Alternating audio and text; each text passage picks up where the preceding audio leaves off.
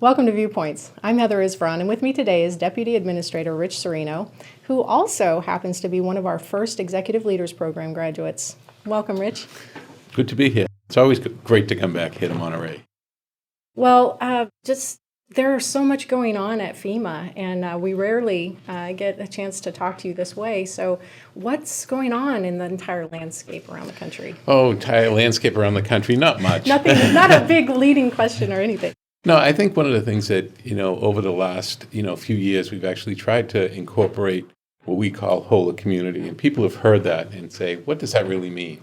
And it really means bringing together people who literally didn't have a seat at the table before, whether it's, federal, state, local, and tribal governments, and bringing them together. And what does that really mean? That, if you think of all the assets that group brings together, the federal government, from Department of Defense to HHS to Homeland Security, all the federal agencies, HUD, has a lot of resources. And then you add the state resources. And then really at the local level, where the rubber meets the road, where the work is done, right. Tremendous resources. And you bring those all together, and you actually have a very, very strong team. But is it really the whole team? Mm-hmm. Not at all. If you look and you say, now we have to look at who else is part of that team. And it's really reaching out to the private sector. And people say, well, what's the private sector? Private sector is huge. Typically we talk the Walmarts, the Targets, we talk the box stores, the Home Depots, the Lowe's. But really, let's go past that. Let's look at not just the critical infrastructure, but look at the financial institutions. Let's look at some new businesses. Let's look at how to give people literally a seat at the table. And we were able to, a few years ago, have people representing the private sector in the National Response Coordination Center, the NRCC in Washington. But we also were able to develop, shortly after that, the NBEOC, the National Business Emergency Operations Center, a virtual EOC that we literally have hundreds of members now that can join that and share ideas, but also solve problems in real time during disasters, and having those as part of the team. And then bringing together the nonprofits, bringing together the Red Cross, the Salvation Army, and literally giving people a seat at the table, literally bringing people in and working the issues ahead of time. In the faith-based community, mm-hmm. The wonderful work that they do, and there's literally hundreds of organizations, and one would be the Southern Baptist that has kitchens that they can go out and feed 50,000 people during a disaster. And they do it very well. They have registered dietitians, they bring people out, and giving them a seat at the table, and let's talk with them ahead of time. Common sense things that perhaps we always haven't done, but giving all those people a seat at the table, and then really incorporating the biggest part of the team, and that is the public, to make it okay for people to help their neighbors. In fact, there was a poll out recently that was done, and it showed that 57% of people would go to their neighbors first for help, and only 14% would go to FEMA. And some people were all concerned, and to me, that's great. Actually, I think the 57% should be higher, is because it's really about neighbors helping neighbor. And then government stepping in after the fact, but it's really bringing in the whole community, because it's not just government. FEMA is actually just this much of what we do. As part of the team, it's really everybody else. So it's really important that whole community comes together. And that actually turns into what we call, now we've developed the administrator's intent. And there were 2 imperatives and 5 priorities. And the first imperative is actually the whole community. Yeah, and we'll talk about those in the intent, because I think that's really important for people to understand, and we'll have that available for folks if that's okay. Right. No, that's perfect. Great. So you have a public-private sector office at FEMA, and in the past it's just not FEMA, but government in general says it's easier to say no than say yes. Can you give examples of where now that's changed and when you've evolved to more of a yes?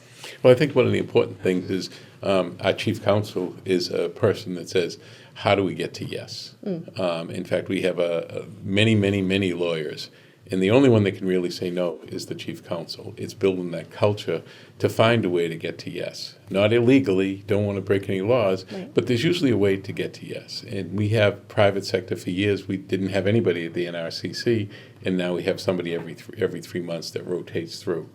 Because the private sector is a very big part of the whole community. And during disasters, people who are going to help rebuild the community is not going to be government. It's going to be the private sector working with the nonprofits and working with the citizens, is to help rebuild the economy, to get the economy back up and running. Because that's one of the keys to how a community rebuilds. It's never going to be government just alone. It has to be government helping a little bit, but the private sector in getting people back to work and getting jobs. One of the ways is through the NDRF, the National Disaster Recovery Framework, and that's a way that people can actually develop plans for recovery. We have a lot of plans for response, but what we want to do is have people work for recovery, and one of the key parts of that is not just the government agencies, but working with the private sector in your community as well. So for people take the opportunity to reach out to their private sector partners in the community ahead And of build time. those relationships. And build the relationships ahead of time. That's going to be absolutely key, because it's not just during the response. The recovery is the long part, the expensive part, and sometimes the hard part. But having, the private sector involved ahead of time and actually having them, because that's where people go to work, that's where the economy generates, and that's how people get back together and get their feet underneath. And that's what I really see that's different at FEMA and under your leadership about changing culture and relationships and making a difference through those, because that's how change happens, really, Right. with those connections. And I think part of it is building those relationships, but always having the focus. And our focus is survivor-centric, and to be focused on how we can do better for the survivor. And that's very conscious, not calling somebody a victim. Right. Is calling somebody a survivor. And we changed that lexicon a while ago. Victims, unfortunately, are people who have died or passed away during disaster, but everybody else is a survivor. And just changing that word That's huge. makes a big difference, because if you call somebody a victim, you have a different way to respond, whereas if you're a survivor, that gives you usually some strength to move on. And so we become a survivor-centric organization, and everything that we do is focused around the survivor, whether it's an individual or the community that survived, and to help them get back to where they need to be. And that's part of the administrator's intent. So let's walk through that and tell me all about it. Sure. I think one of the things is there's two key imperatives of how we look at the overall agency, and one is, as I mentioned earlier, the whole community, and the next is how do we learn and innovate as a community, and really how can we take, and what we're doing is educating and learning as well, not just training, but learning what we're able to do and how we're able to do it, but looking for opportunities to innovate, because with new technologies, with new ideas that people have, with different budget cuts, we have to change. Right. Who would have thought, 10 years ago, 5 years ago, that everybody walking around with a little computer in their hand that you don't use as a phone. Very few people call on that anymore, but it's a computer in your hand, and we're able to communicate with people, and they can communicate with us. It's not just a one-way communication. How do we take that? And so we have to really adapt and move forward. And 5 years ago, who would have known? If I could predict 5 years from now, that would be great. But we have to continue to learn and innovate. And that's the two imperatives. But then it goes into what the 5 priorities are. And the first priority is actually becoming a survivor-centric organization, and how we're able to focus everything that we do is survivor-centric. And the next is FEMA is to become an expeditionary organization. And everybody's like, well, what does that mean? Yeah. Of course we're an expeditionary organization. And that's, certain people are, but really making the whole agency understand that our job is not necessarily to sit behind a desk in Washington. Some people it is, but even those people, we try to get them out. And we put a large percentage, greater than 50% of our workforce went out during Hurricane Sandy to be deployed. So I think that that's actually a really key part of how we're able to get FEMA as an expeditionary organization. And then the third one is to build capacity for catastrophic disaster, to really posture ourselves for catastrophic disaster, and how we can be ready and have the doctrine ready to go for that, how to practice to that, to respond to, if we will, the maximum of maximums, and how we're able to actually be there and have not just FEMA, but government, the whole community all working together to really deal with a catastrophic incident. I think that's actually one of the key parts. And then how do we, really look at how we can look at reducing risk nationally? How do we actually look at doing that is the fourth imperative. And whether looking at our mitigation strategies, how we can, recover better after an incident. And a lot of that is how we build, how we rebuild, where we build initially, but also what else we can do to help that along. So I think really how can we reduce our risk is one of our imperatives. And the last is mainly an internal one, is how we can achieve business excellence. How we can do things better internally to decrease, if we call, the hassle factor to our employees, but also how we can provide business better, whether it's how we deliver commodities.